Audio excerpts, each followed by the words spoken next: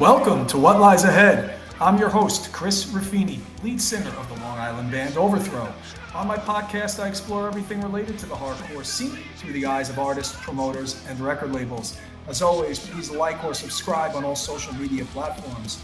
What do a killer kangaroo, a coffin, and coffee have in common? No clue, but our friends at Knockbox Coffee are running with it, and somehow it works.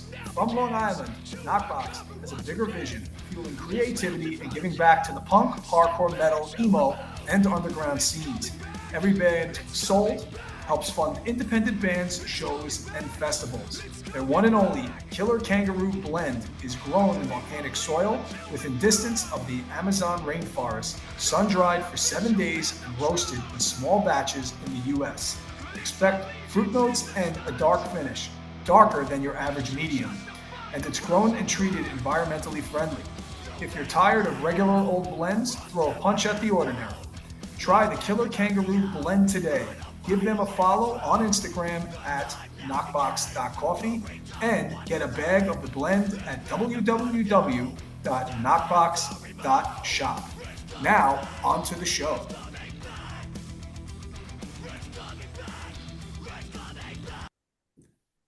Today, I'm joined by Morty and Sam from NYC Shootout. The band just released their second album, KNUCKLEHEad ANTHEMZ, on DAZE, and they've been playing out since its release. We're going to talk about the new record, what's changed since their last release, and where things are headed next. Morty, Sam, thanks for coming on. What's going on? Chilling, man. Thanks for having us. Appreciate having you guys on. So, fortunately for my band, we had an opportunity to play with you a couple of times. Yeah, killed it both times. We played Long Island, we played Manhattan just recently. Yep. And you just released, our albums kind of coincided with one another at the same time, which was kind of cool. We got to play that Madball show, but yeah, you guys have been playing out like crazy, playing a lot. We're recording on a Monday night right now, and you guys just came back from up north. You played Vermont, Connecticut, New Hampshire. Why don't you talk? How did that go? It was awesome. It was great. We were literally in New Hampshire 24 hours ago. It was a matinee set up by BG from Risk. Shout out BG. Yeah, shout out Risk. We played the Dayville VFW in Connecticut, which we had played before earlier this year, and it was a pretty stacked lineup with Risk and Fool's Game, Negative Force, Opposition, bunch of dope bands. And then we did a headliner in Vermont with a bunch of Vermont locals that honestly all those bands were new to me, but it's cool when you play with a bunch of bands you never heard of and they're actually good, because it can kind of go sometimes you look at a flyer, you're like, yo, who the hell are these bands? And then you get to the show and you're like, oh damn, what do we get ourselves into? But that's kind of how I felt when I walked into the Vermont one, and I was like, oh shit, every band is fucking ripping. So yeah. That's cool. That was great. And it's great that you guys had that set up. Perfect timing for the new album. And you said too, I saw obviously on your Instagram and everything, the bands you played with, they looked like amazing shows and stuff like that. And nothing better than a Sunday matinee gets you back home earlier. Yeah. I had to be in Manhattan for 7 a.m. For a load in at a hotel for some event. So yeah, I was very thankful that it ended up being a matinee. I mean, even if it wasn't a matinee, I would have just thugged it out, but it worked out a lot better. Made it better. Yeah. So I guess we'll start here until we'll get into the new record and everything. But Morty, Sam, I guess Morty, we'll start with you. What was your first interest in hardcore show that you went to that you recall? So I went to a handful in 2016 and 17 that kind of all blend in with each other because of drugs and just youth bullshit. But I think I remember the first show that I can distinctly remember being affecting me, I want to start a band, was a show at Shaker's Pub in 2018. It had Sanction, Vomit Forth, Jab, kind of all these bands just in this tiny little venue, and every band ripped, and I was just like, well, yeah, I got to do that. And then I think that was really the first time I was like, oh, let's start some shit, Cool. Sam, what about you? Yeah, I mean, it's kind of hard to narrow it down to one show. I mean, when I started going to shows, it was shows of the Crazy Donkey and the Vibe Lounge. And like I kind of just started with like the local stuff. I mean, I was like going to like bigger metal shows too at the time. Like I was like, you know, going to see like Municipal Waste and like Mhm. things like that, and like Immolation and shit. And then like hardcore, I kind of got into more on like a friend group, like local level. And then well, once me and some of the other guys in Shootout started Blame God in like 2015, that's kind of like when we started like branching out and like meeting people from like neighboring scenes and stuff, like people from like upstate and Connecticut and PA and shit like that. But I kind of like I got into hardcore, like the music, before I even like knew what hardcore was. I was like really into like wrestling, as Morty is also, and Hell yeah. I I was really into the Punisher movie from 2004, Okay. and I had bought the soundtrack because it had a Drowning Pool song on it, and it was like from their second album, and it was like the single before, so it was like I felt like I was like getting something like other people hadn't heard by buying that. But then it turns out that Hatebreed was like on that soundtrack, kind of buried on like track 6 or 7, and then I just remember it's a song called Bound to Violence, which is a like I think it's a B-side off Perseverance that they Yeah. put on there. And like I heard that, I was like not knowing what hardcore was, I was literally like, this is the heaviest fucking like metal I've ever heard. Which I mean, like Hatebreed also is like a metal band too, at the end of the day. Oh yeah. Um yeah, that, and then I heard River Runs Red by Life of Agony like really early on through like a friend's dad. Like his dad was really into like Pantera and like Typo, Crowbar, and bands like that. But I also found out about Biohazard and LOA like from the same guy. So So yeah. through all that. So then the two of you guys go to shows, you got together, and then NYC Shootout formed. Your first release was 2020, Yeah. Yes. your EP, right? Right. So, and then, I mean, you guys, it's really only like seems it's like almost 5 years. You have 2 records, EP, Yeah. moving really fast. It's awesome, right? And you have a very like nice. It's like a distinct style. Like I said, you have the. I don't know if I said it to you on here or I said it when we were talking before, but I love the fact of like the hip hop piece that you guys have in there also, and it's thrown in like, and it's just the way it's thrown in is like perfect, you know. So, did you guys when you started the band? Did you just start rehearsing, jamming, songs were coming out, or you're like, no, we start NYC Shootout. This is what we want to sound like. It was definitely, it was an evolution. So like when we started it, we didn't even envision that like there would be rapping or like a hip hop element. Like we kind of like wrote the music and then like just sent it to Morty, and then he sent it back like pretty much how you hear it on the Shoot You Shot demo. And we were like, oh yeah, this is it. Like, of course there's got to be fucking rapping on there. So, well, like once like that was like the push in the direction, and then it was just like, okay, we're a hip hop hardcore band now. Yeah. Mm-hmm. That's cool. So you guys you started playing shows, you started writing. Was the goal to just, hey, let's just put an EP out, or did you envision, all right, 5 years later we're gonna have 2 records out? I don't think so. Yeah, definitely not at the beginning. I mean, like those songs all kind of like came together really quick. And I think one thing people don't realize is the majority of Knucklehead Anthems was actually recorded at the same time as The Hustle Continues. Mm-hmm.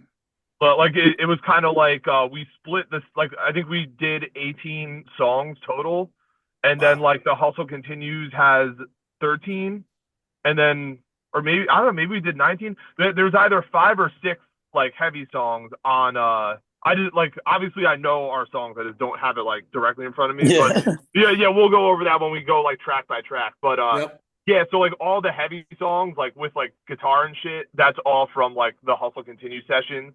And then after the fact, we kind of came back and did all like the hip hop tracks to like fill it out. So it like, I like to think of it more as like LP 1.5 more so than LP 2, if that makes sense. Yeah. It does. It does. So do you guys, one question I was, when you went and recorded all this, were there any songs that just didn't make the cut, or you like everything you recorded, you've released? Everything we recorded. I think maybe there was one like hip hop beat that didn't make it. Oh yeah, Like the hidden track. yeah. Yeah, like Yeah. I think I made like a emo rap like a goth boy click type beat, and but we did like actually record it, but I think Morty was just like, yeah, like I don't fuck with like the flow on this, so we kind of just like scrapped it for Knuckleheads, and we'll probably just like come back to that beat on Maybe run it back for the next one. Okay. Yeah. So you had this album. Now, how did you connect with DAZE with this? It's a funny story. So the last Halloween, it was Pain of Truth, Dying Wish, and Balmora were on tour, and on Halloween they happened to be playing at the Monarch in Brooklyn, and I think Final Resting Place was originally supposed to open. They dropped for whatever reason, and then like Scanlon just kind of like hit us up and was like, "Yo, like you guys want to hop on this?" We were like, "Yeah, of course." And then Lumpy was playing bass in Balmora at the time, so he just saw us and he was like, "This is the fucking like stupidest thing ever." Yeah. Like non-derogatory, but like he was like, "This is fucking fun and funny, and like there's like crazy breakdowns and people mosh, but it's like I guess for a lot of people that have like been going to shows for a while, it kind of like reminds them of like the mid 2000s, like when they started going to shows." Mm-hmm. Oh, So absolutely. yeah, he pretty much saw us and was just like, yeah, like we definitely got to like link up and do some shit. So it sounded like it moved quick. Now, at that point, because I think from what you said, you did have songs recorded. Were you writing at that point in time? You know, you're talking almost like this is like literally almost a year ago, right? So it's like, were you Yeah. guys writing at that point in time, or it went back quick with DAZE where you're like, okay, we got to start writing some more songs for this. So yeah, but we already had The Hustle Continues out on CD via Hard Knock, which is like Morty and our boy Tony run that. Yeah. So like so Hard Knock put out the CD, and then on the 1 year anniversary of the release on 4/20 of 25, we dropped the like the vinyl version. And so that was through DAZE, and then a couple months later. Well, yeah, I guess like 6 months later, in October we dropped like the CD of the Knucklehead Anthem. Okay. So it moved really quick, right? Where'd you Yeah. guys record it? With Chris Rini, Shell Shock Audio. Oh, yeah, it came out great. The recording's great. One of the things too, you guys were talking about was you guys you're obviously a serious band, but I think what people like about it is you have fun. There's fun. Yeah. You have like 7 band members, right? Yeah, like a rotating lineup. Yeah, there maybe even more like 8 or 9, and like there's if you count people that like don't really play with us anymore, there's like even more probably. Yeah, we're like the Wu-Tang Clan of Long Island. I mean, yeah. I was watching you guys when we played with you guys at Gramercy at the Madball show. I went up in the back and I'm like, and I'm seeing all that, but it makes you guys sound so full live. It sounds great. It doesn't just sound like you have, you want to come up and play with us? You have like 7 people. It makes it just heavier and fuller sounding. In terms of when I was listening to it, it sounded great.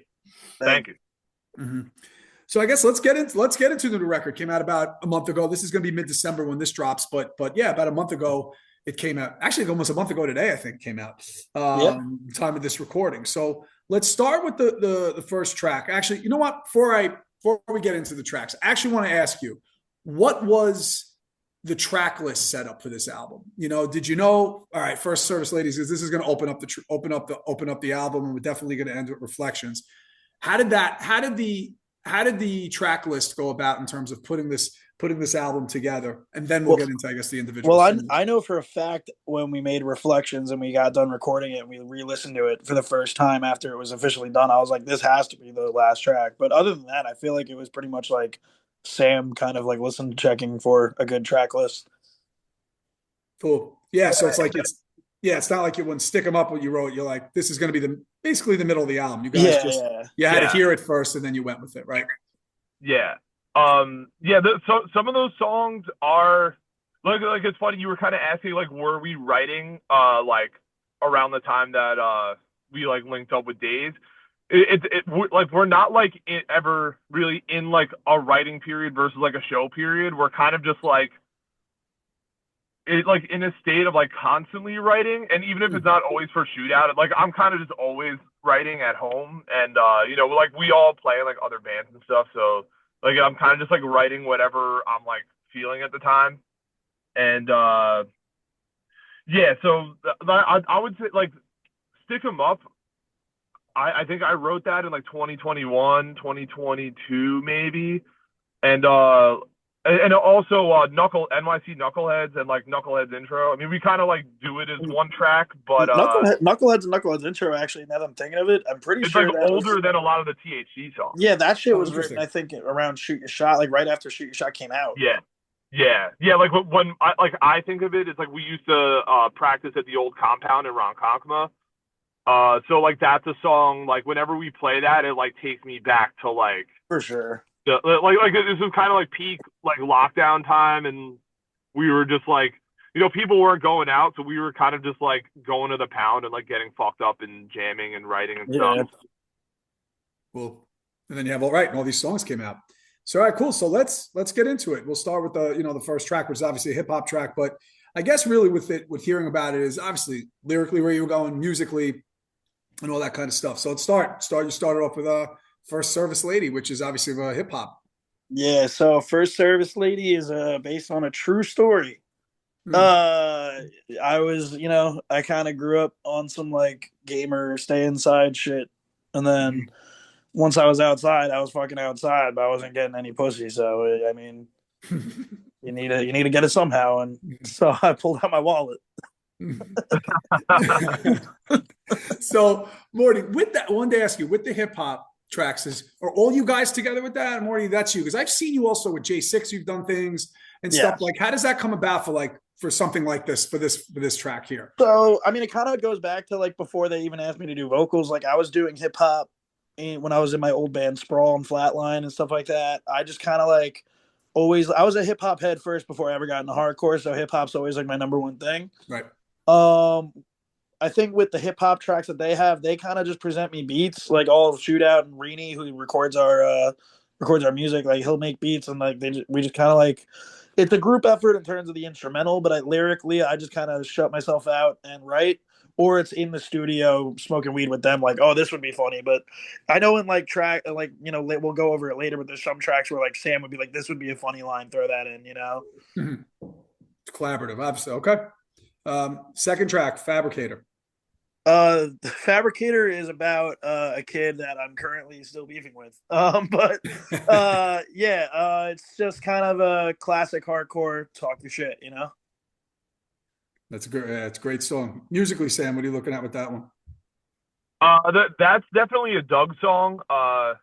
It's just big, slow swag like type groove to it. With like a nice like soaring lead at the end. That's kind of trademark Doug, Dougie Fresh style right there. Facts. Yeah. I guess what leads perfectly into you for this next one is Knucklehead's Interlude. Oh yeah, so Knucklehead's Interlude. That's one of the beats made by Chris Harding of Liberate, 10 Years Out, and a couple other bands. He's the drummer of those bands. We were looking for beats, and I knew he was good at producing, so he sent me it over. And it was honestly, that's one of the studio ones where I was just high in the studio, and I was like, yo, I'm gonna talk shit. It's gonna sound like Ghostface Killah. It's gonna be dope. Oh, it's a good one, and it's catchy too. My question is, you were talking about with the first track, and like I got to get into this one with you. I should have asked you this probably after, but when you're like the cadence and the hip, like when you're doing hip hop, as opposed to with the hardcore songs, right? I mean, you have the same kind of rhyme, you do the same thing, but it is obviously a little different. How do you go about that in terms of your mindset when you're like, okay, I want to put a part over this, do a hook over this part. How does it differ in terms of doing the hardcore to the hip hop stuff? So even when I was a kid, when I was in bands like punk bands, when I was like in middle school and stuff like that, I kind of learned early on how to structure songs. And when it came to like with Shootout and doing like how I'm going to approach a hip hop like delivery on like a hardcore song, it's very like, all right, I don't want to rip them off, but like how would E-Town do this if this was their song? how would, like a Punch Your Face do that if this was their song, and just like Vietnam or like bands like that, kind of like whatever rap core, thug core, obviously like Scarhead. Like I kind of go off like what they like. If this was their song, how would they do it, but without ripping them off? No, it totally makes sense. Like it's your style of it, but you're having that influence with you, right? Yeah. And when it comes to the straight hip hop tracks, it's honestly I'm just trying to do my best impression of like Nas and Big L and Jadakiss's cadences. That's cool. Sam, you back, right? Yeah, I'm back. You hear me, right? Hey ho. Yeah, all good. We hear you perfectly. So next track we're into is Clanging and Banging. You're with Liberate. And one thing I like, I had James of Life Taken, I had J6 on here. And what I like with all you guys is like you could definitely like the brotherhood of like all you guys together, in terms of the bands and allowing, like I always say, like old guys like me coming in and chilling and talking with you guys. But I do. That's one of the great things about like right now what's going on in Long Island is all you guys. So you have Liberate on Clanging and Banging. So why don't you talk about that one? Yeah, man. Clanging and Banging is another. Almost all the songs on KNUCKLEHEad Anthems, the more I think about it, are diss tracks. But like that's all. It's all just like personal. I don't lie about what I write about. Like a lot of the stuff I write about is what's going on with me at that time in life. And like, there's just these two kids I'm currently still beefing with that got put in a song, just kind of happens that way sometimes. No. Yeah. It's probably super therapeutic for you also to talk. Oh yeah. Weight off my chest knowing I got like two 18-year-old New Jacks singing back to me about some fucking piece of shit that shouldn't be at shows. Sam, the music on this one. This is one that I wrote, and I was kind of just going for like Biohazard.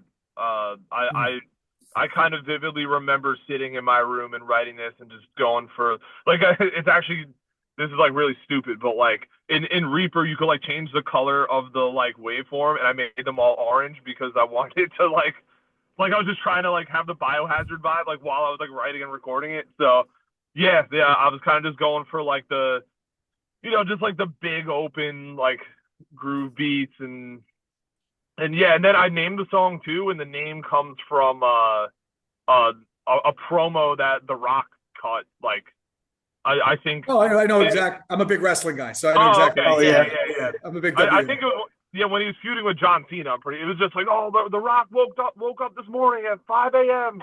went to the gym and clanging and banging. And I was like, oh, yeah. I just thought that'd be like a funny like reference right there. That's cool. All right, the next one, Stick 'Em Up, with Life Taken and Schitt's Creek on it, and it was I had James on here Life Take like a month ago, and I actually asked one of the questions is, which I'm going to probably give away to you guys, that I'm going to ask you at the ending. What did you listen to last? And he's like, he said this song. He was literally listening to this song like right after it came out. But this is a good one. Yeah, so let's talk about Stick 'Em Up. You first, Morty. Got you. What was it? Yeah, no, like, so Stick 'Em Up, I mean, that was kind of more of like like another talk your shit track, but this one was kind of more along the lines of like, I feel like when Shootout started, people didn't take it as serious as, like, we weren't thinking it was going to turn into anything, but I think a lot of people really just took it as their bullshit and like jerking off doing whatever. Whereas I feel like I kind of knew this would like do something. I didn't think we'd be playing with like fucking Madball and E-Town Concrete, but like I knew it would push a needle move a little bit. So like I kind of felt like that was the time I wrote that song. I felt like it was very like, all right, fuck you, we're coming for the whole game, like very hip hop style, Yeah. And so, musically, I was definitely going for Bulldoze. I just. I was listening to a lot of I hear what you're saying with at that. the time. Yeah. I think I remember like when I sent it to Lumpy, and I think I was like telling him like it was before we recorded all the features. I was like, this is the Jimmy song. He's like, oh, he's on the Bulldoze song. Like I think anyone that like knows Bulldoze can listen to that song and just hear the influence right there. And but one thing worth mentioning is that the Schitt's Creek feature is not Billy on vocals. It's Nick on guitar. All the guitar solos that you hear, all the like pentatonic shredding, that's all Nick Luisi from he plays in Schitt's Creek with me, and he's also in Funeral Dancer, like a blackened kind of heavy metal. Yeah, he's also our fill-in bassist. yeah, he did half of our Show Me the Body tour over the summer with us. He played Starland Ballroom with, like, he's played a lot of But to your, some of our best shows. Honestly. I know we're talking about that. We'll get back into the album, but that's important to have that. It's like filling people because it's just I know we're setting stuff up next year, and we're like getting filled. We need filling people. We need a drummer. We need people because we're just going to certain places. It's definitely difficult to do that. So that's Mark from Time Heist was on here, and he was saying the same thing. They are filling people. Like it's almost like impossible to get everyone together to do so. So that's actually good that you guys have that. Yeah, we got a whole team kind of surrounded. We're kind of, I feel like I always say it as a joke, but like Shootout's more of like a brand than it is a band. But you need the help with it, right? All right, 6th track, another hip hop track, Lyrical Miracle. Lyrical Miracle. Sam, you want to go about the beat on this one? Yeah, like I definitely made the beat around the same time I wrote like the previous 2 songs we were talking about. But yeah, I was going for just like kind of like a goofy, like cartoonish, like New Jack Swing type beat, like like early '90s hip hop when like all the shit was like kind of bright color, like some Belle Biv DeVoe kind of vibe. Probably my favorite part is when I kind of fed this line to Morty, but he does like when Kurt Angle is in the rap battle with John Cena. Yeah, and he hits like my name is Kurt Angle and what the heck. I was like, we have to do like our own version, and luckily neck rhymes with neck, so we're able to almost feel it bar for bar. I love that wrestling and WE references are and honestly, it's 2 songs already. I think that's great. That's the best. All right, Too Far Gone. Too Far Gone. That one is kind of like that one. I feel like lyrically, I wasn't like thinking too deep on. That one was more of like, again, not ripping them off, but it was just like, oh, I love E-Town Concrete. It was kind of like my vibe, and it's also a little bit of a sequel to one of our songs off Shoot Your Shot demo, Darken. Oh. Yeah, because I think musically that's definitely, like, I wrote that riff, and I was kind of just trying to do, like, another song in the style of Darken. I kind of like when bands, like as their discography goes on, and, like, bands develop their own style, but then they kind of have, like, different types of songs, like, within their own style. So I was kind of like, oh, like, this could be, like, another kind of, like, self-reflective, like, melodic type, but, like, still hard type song. Oh, that's a good one. All right, song 8, I believe Stonks. Am I saying that right? Yes, you are. Right? Yeah. It's a good one. I just did as I butchered it, guys. So yeah, go ahead. So Stonks has a couple of cool little notes too. So Stonks, the title itself is obviously just like a meme that like is on the internet where meaning the stock going up, but like you're like retarded, so it's not actually going up. But Stonks is also a joke that I say to our guitarist Mark all the time. So I was like, that's just got to be the title of the track. But the song itself was kind of like I was looking at where we were from 2020 and where I was personally and where I'm at now, and I was just like, I'm just gonna flex that I'm doing good, really, kind of that I'm That's out awesome. of the hole I was in. Yeah, that's awesome. Another beat, by the way, made by Chris Harding from Liberate, 10 Years Outfield Divisions, all that. Cool. Knucklehead intro. Knucklehead intro. Sam, you want to take that one because that's kind of like Pound Era when y'all were just jamming. Yeah. So like I mentioned before, that was kind of like we wrote that and the song after it as like one song. We always played it as one song. It wasn't actually until we like did the record that we like split it into 2 tracks. But yeah, that was just like us getting fucked up at the compound and being like, yo, it'd be kind of crazy if we wrote like this like oi punk anthem and it had this like Linkin Park like Incubus like kind of intro part, and then it just had like a fucking heavy ass beat down at the end. So like that was kind of just like I guess probably like our first like real venture into like the genre bending thing that we like to do. Yeah, I don't know. I guess so we have a shirt that's like a Mr. Bungle rip, and like obviously I don't really think we sound like Mr. Bungle at all, but like I like to take their approach to just like not giving a fuck about like what genre, like obviously it's gonna be hardcore because like we're writing it for like shows and like a certain audience or whatever, but like just there's no rules. There's no rules. Like we don't really like give a fuck. It's like we're gonna put a fucking ska part here. We're gonna put like a like a rap metal part here. Have an actual hip hop part. It's we're just kind of throwing everything we like into the blender, pretty much. That's cool, and it doesn't sound played when you do that. And honestly, to your point, what you're talking about with the next song, NYC Knuckleheads, that kind of it's like a punk rock vibe to it a little bit. That song a little bit, So I guess we'll talk about that one. And literally, it's like to what you were talking about in terms of different styles of music that you guys like doing.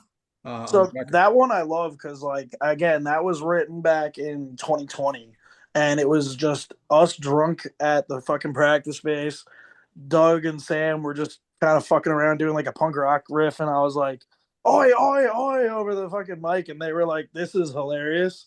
So we just wrote it to fuck around, kind of. I don't even think I don't think I thought it was going to actually come out. I just thought it was a funny song we had. But Long Live the Pound before it was Irish Pride. Yes, it was Long Live the Pound. Yeah. I could see it being a complete sing-along song live. I'm sorry. That song I could see, because I haven't seen you since the release of it, can be a complete sing-along song live. Yeah, honestly, it got a good response. Started playing that, actually. Honestly, if you would have told me when we wrote that we would have debuted that song opening for Bobby Shmurda, I would not have believed it. And also that with that song too is like I also love the fact that we actually decided to go all out and put it out because like I'm a huge Dropkick Murphys fan. My dad's super Irish and put me on like Dropkick Murphys and fucking Flogging Molly when I was a kid. So I was like, let's fucking do it, It's awesome. And again, it's your other influences that you're seeing in there. Yeah. And then you end with Reflections, which is obviously a hip hop track. And I think Morty, you said you saw it ending with that one. Is that what you said in the beginning? Right. Yeah. So I guess we'll talk about that one. We got that. So that was actually a beat made by Chris Rini, the guy who records all of our music. He had this like I forget what the name of the song was for the sample, but it's a jazz song that he was listening to, and he like heard a section of it, and he's like, I'm just gonna loop it because I know me and him are super into like Alchemist and like guys that kind of use those like drumless beats that kind of loop with a soul sample, and I was just like feeling it. I spit it. And that was probably the most, I would say, I think Shootout has serious lyrics, but definitely I'm having more fun than I am thinking about it. That song, I was thinking about it. Because I was like kind of thinking, I'm like, all right, like I don't want people to just think we're jerking off. Let's do a real fucking hip hop track. And I think that one's good because it has that like end of the movie wrap up kind of vibe. And so, yeah, I kind of just wanted like real lyrics for like a real ass beat to end what was probably a track that most people, to end the album that most people are probably just smoking weed, like fucking around with their friends, Mm-hmm.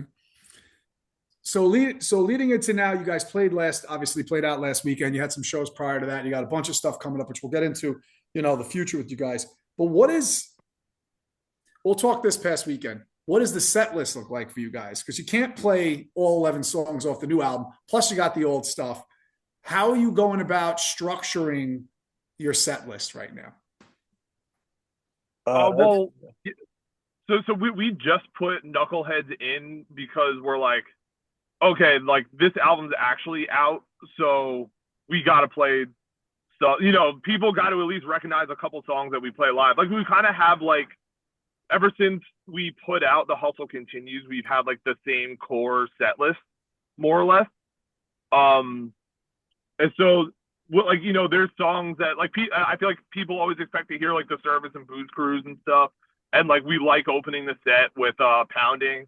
So we're like, how can we keep the same like set list structurally, but still promote the new record? So actually, at the Bobby Shmurda show, we opened with First Service Lady. Like we kind of did it like Morty was just like, because it was like a hip hop show as well as like Us and Fools Game played, but there was like, in addition to Bobby, there was like other like hip hop artists through like the label Mad Minds.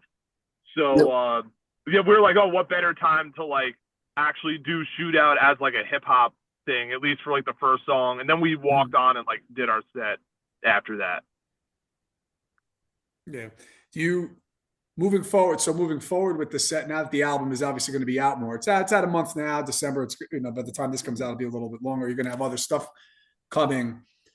Also, it depends on your set on like where you're playing. Obviously, if you're supporting a band, you're going to have 8 to 9 songs, so you're going to choose certain things that you're going to play with. But there's also maybe some areas you play that maybe people haven't heard you. So would you lean more towards playing the new album in terms of supporting it, or you feel like you'll do the mixture kind of thing? I feel like we kind of just play as long as we want. Yeah, that's true. I mean, we kind of didn't. We didn't like cut anything in favor of Knuckleheads. We just kind of added it. Got it. Makes sense. So like when you this weekend you went away, you were in Vermont. Were you? I don't know. Do you guys look at Spotify and be like, "Wow, Too Far Gone is really streaming well in Vermont right now"? I don't know, something random like that. Do you look at that stuff, or you just go based on real feel in terms of how you choose what songs to play? I feel like for me personally, I go off of like the actual crowd where we are. Like if the crowd fucks with it, I know they like that song more than this. Like we played the song New York City Shootout off THC a couple times live where I'm like, it's not hitting live. We shouldn't do that live, Mm-hmm. But that's just me personally. Yeah, and I don't use Spotify like personally for myself, so I don't really even like. Yes, do I. I don't really think to like check it for like numbers, like yeah. So I guess to answer the original question, we definitely do just like go off of feel. Yeah, it's funny with Spotify. Sometimes it's helpful, sometimes it's not. Like, for me, like I look at like bands back in the day that I used to listen to, and certain bands have like streams that are crazy, crazy high, and you're like, I don't remember that song blowing up like that live, So sometimes it's like it gets on like these playlists and bots and stuff like that, and get a hold of them, and you just never know, For sure. Yeah. So one thing I wanted to get into before we get into like obviously what you guys have going on in the future. So is I didn't want to neglect the fact of talking about the fact that you guys have played in a lot of bands and continue and are in a lot of bands from Flatline or Schitt's Creek. There's Life Taken you're playing, right? You're playing. Yes, yeah. So I guess Morty, we'll start with you, Morty, like in terms of who you're playing with now. I know you're playing guitar for Life Taken. It's just, and then too, Sam, too, juggling that, like you're in all these bands, and NYC Shootout is moving pretty fast. How do you guys manage and juggle all that? I feel like for me with the bands I'm in, I mean, like a lot of the bands I'm in right now are kind of coming back rather than have been active, like other than really Life Taken and my other band, No Unity. I feel like for me personally, it's easy to like juggle because I don't really have that much going on. I can't answer that for Sam because he's the exact fucking opposite. Yeah, I don't know. I mean, the way I think about it is like the majority of my bands have like some combination of like the members of Shootout, and like obviously it does like branch out, but I feel like because like we're all from Long Island, we all like go to and like kind of play the same shows. It's like I don't really have to worry about like overlap and things like that. There's definitely like some exceptions. Like I play in a band called Balarosion. So it's like we're kind of playing like more just like out of state, like bigger death metal shows and stuff. But I feel like the overlap really only comes when it's like, oh, like Shootout's on tour for 2 weeks. Like I hope Scanlon doesn't like I hope a good like Scanlon show doesn't like overlap with like the two the 2 weeks of the tour and things like that. Mm-hmm. That's my next its question is, you have different styles of bands, the both you. Is there certain things sometimes you write where it'd be like, oh shit, like this might go better with Shootout, or would I use it with this one? Has that ever become a problem, or you just feel like, all right, we write something, I know this is going for Shootout or could go for one of your other projects? I haven't had that personally. I'm sure Sam's got some stories. Well, it doesn't really happen too much. Also, like I feel like the bands are differentiated on like tunings a lot, so it's like like true. if I'm writing for like Evil Ways, for example, like that's in D standard, and so like if I'm playing my like D standard guitar, like I'm not gonna come out with anything for Shootout because Shootout's like a half step down from that. Yeah, I mean, like I'm sure there have been like a couple instances where like because C sharp, like the tuning that Shootout's in, kind of is like my favorite tuning to play in, and like me and Doug have like a metalcore band called Resection that's in the same tuning. So like I don't know, maybe there will come a time where like I write a breakdown, I'm like, oh, this sounds way more like evil Euro like metalcore than it does for Shootout. But yeah, I mean for the most part, I feel like when I have like the guitar in hand and I'm writing, I kind of already have like the intention of like which band it Got it. is So you going to be know what written. direction you're going in. Yeah, exactly. Cool. So I'll ask this. So what do you guys have planned? What's going on for the future? So really, it's for the new year, 2026, in terms of shows and if you actually are writing, because from what we were talking, some of these songs you guys have had, we've been working on for a little while. So what's the plan for NYC Shootout in 2026? So I as far as shows go, we don't really have any tours lined up yet. We have like a couple, I guess like two shows in New York, like kind of set for the spring. And besides that, I'm trying to get like a proper like record release show going for Knucklehead Anthems, because we did it for THC at Shakers with Shattered Realm, Bayway, Heads Will Roll. I think Real Despair played. What'd you say? I think Real Despair played on that one too. Oh yeah, Real Despair opened that. Yeah, and that was, I mean, to this day, that's still like one of my favorite shows that we played. But yeah, like so we did the one at Shakers, and that was awesome. And like now that like AMH is like bigger and back and going full swing, and figured that we'll do a release show there. But I don't really want to. Nothing's like confirmed band wise, so I don't want to like say anything. But I'm aiming for early 2026 on that. Cool. Sure. And writing anything? Do you have any? I'm talking about your new album. Do you guys have any new songs? Yeah, we have like a lot. We got probably about the same amount we had for THC. That's awesome. Now let me ask you something. Going back to set list stuff, I always get like this. I act like I'm 5 years old when we write a new song. It's like you get so excited you want to play it. Yeah. But you guys are obviously promoting the new album. Like, would you throw in a new song at one of your shows, or are you just it's not at that point yet where they're ready? I don't think they're ready yet for that.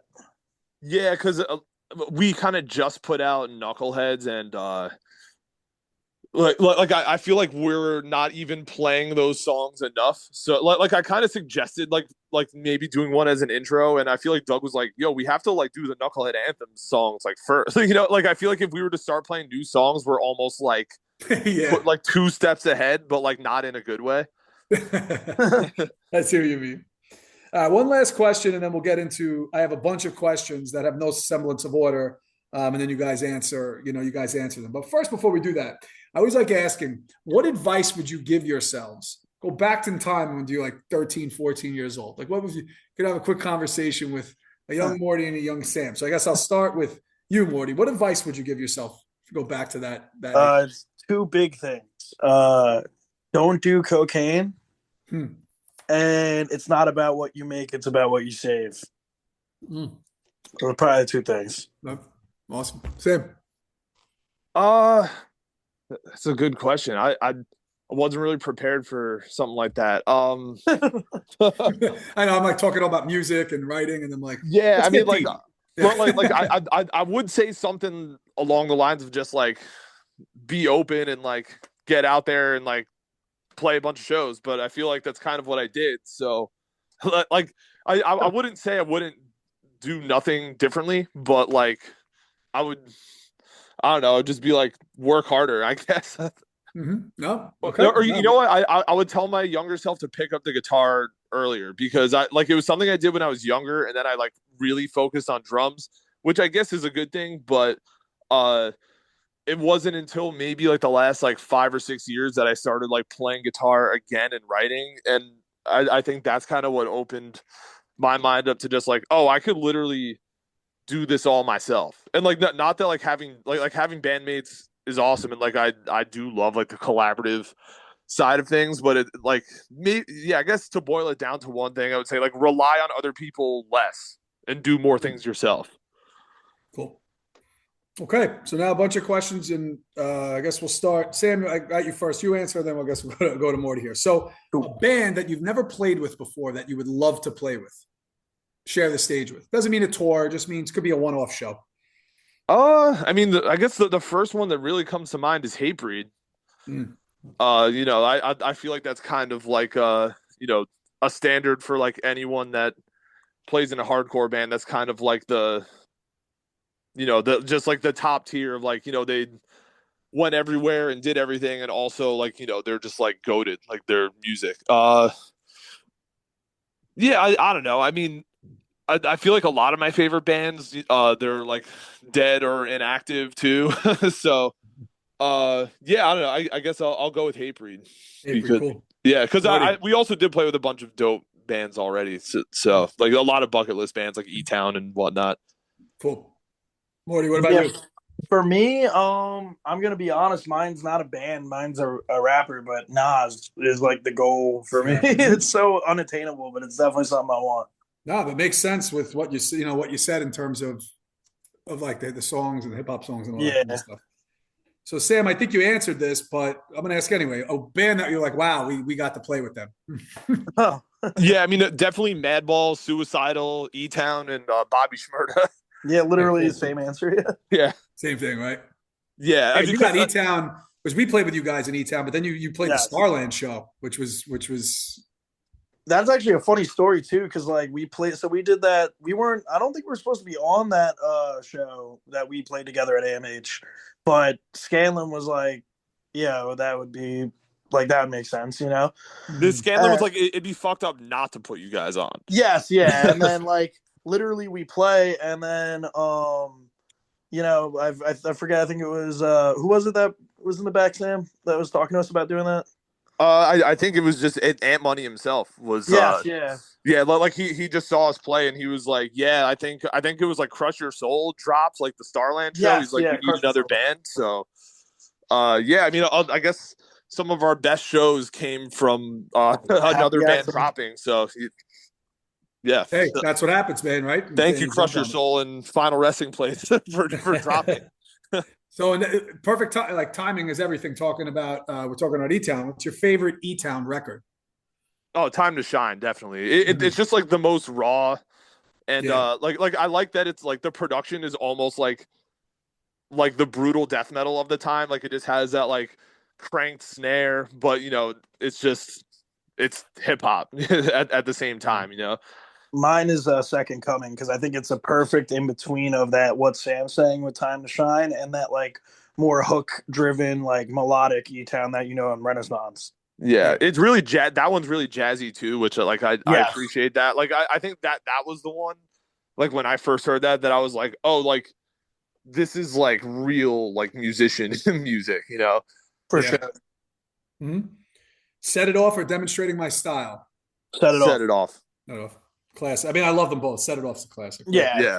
Even like Hold It Down and Look My Way are great too. Like Madball's Look My Way is my guilty goat, Madball. Yeah.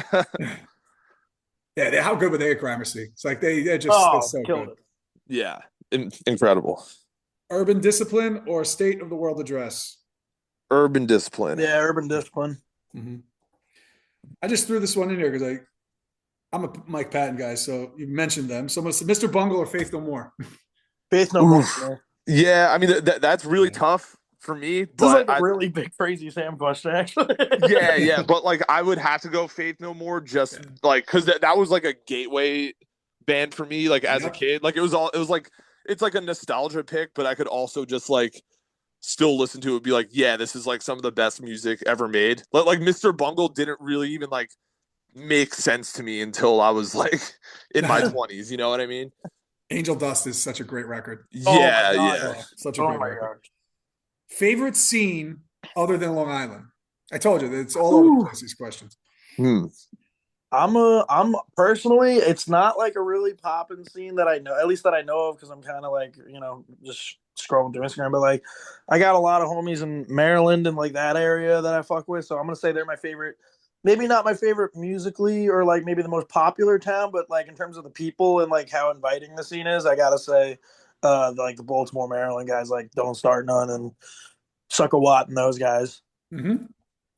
Yeah, I mean, like, I think you got to give a shout out to like Connecticut and New Jersey too. Like, Oh, for sure, yeah. yeah, obviously some of like the best bands came out of like both, and like that's like that goes for like the '90s all the way, like up Shout out until this for today. you. Shout out this for you. Yeah, yeah. Top Yeah, three. yeah. I mean, Oh, sorry, Sam. Go ahead.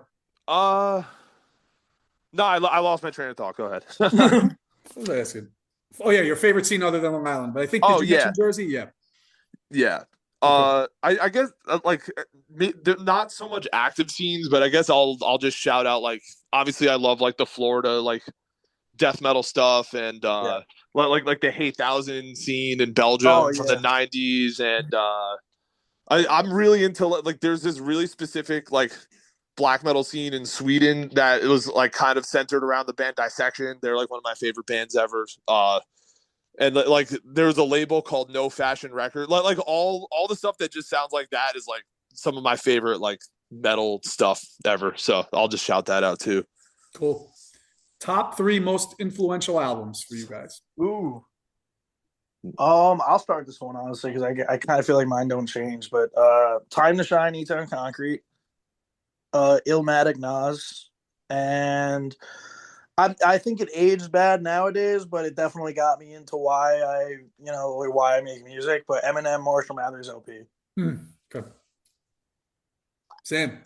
It's a tough question. It's tough to boil it down to like three just because like there's so many different sounds I like to kind of steal from. But I guess I gotta throw I guess I'll say Effigy of the Forgotten Suffo because it's death metal, but it's Long Island and it's also hard, and like those guys were listening to hardcore at the time. Hatebreed, Satisfaction, and I'll probably go Storm of the Lights Bane, Dissection, because I love doing just like melodic shit on on like the fifth and fourth string, and like even though that's like a black metal record, I think like the Iron Maiden-esque like melodicism kind of does carry through in like all the music I write. Cool. No, that makes sense. A band or artist you like that may surprise people. For me, it's Charlie XCX. Oh, okay. Damn, it's not gonna have the same. Yeah, I mean Charlie's cool. I'm trying to think of like a interesting answer. I don't know. I mean, there's definitely just like random like pop songs from like the 2000s that I like, but it's not like I'm a fan of the artist to the point where I'm like listening to like everything they're doing. I am with Charlie, but yeah, like I'm trying to think of like another one like that for me. I don't know. I do really like the song "Pieces of Me" by Ashley Simpson. So I guess okay. I'll throw that into the mix. Yeah. That's definitely going to surprise people. But yeah. Shout out Brat, by the way. Yes. Yeah. All right. Last one here, guys. Brat Summer. New bands you like. Oh man. And it doesn't have to be hardcore. You can be other stuff. Oh, okay. New. I'm gonna say they're not new, but like they're I guess they're kind of popping off more now. But West Side Gun and Griselda and all those guys in Buffalo. Mm-hmm. Cool. Sam. I've been listening to this band After, I mean I guess it kind of fits in with like the previous question too. It's like Y2K pilled like girl pop, but it's like kind of produced like I don't even know. I guess it's like kind of produced like trip hop and like shoegaze a little bit, but like they just have a girl singer, and like the whole vibe is that they like it sounds like you're just like shopping at the mall in like 2005 or like 2002 or something. And yeah, I don't know. I mean there's obviously like all the bands like in our scene that are like new and popping are great. The whole hard rock scene and all that. Yeah. Yeah, then I guess some of the like the new like brutal death metal stuff that's like popping up too, like Encryption and like Asphyxiated and stuff. I like that stuff a lot. Cool. Awesome. Anything that you guys want to end with before I sign us off? Smoke weed, sip Henny, fuck the world. That's about it. Sam? Yeah, I'm just gonna have to co-sign that because I don't think I could think of anything better. I'm gonna add to it. Check out the new record because it kills. Your new record's awesome. It really, Thank really you. is. I really Yeah, appreciate it. check it out. So, Thank you. all right, cool. Just hang tight. I'll sign us off, and then we'll chat up when we're done here. Hell Cool. yeah. Wow. Thank you for listening to the What Lies Ahead podcast, which is available on all streaming platforms. Go save the What Lies Ahead podcast playlist on Spotify that features all bands that were on the show. For more information on future episodes, you can go to my Instagram account and follow at What Lies Ahead _podcast and on Facebook by searching What Lies Ahead podcast. See you on the next episode.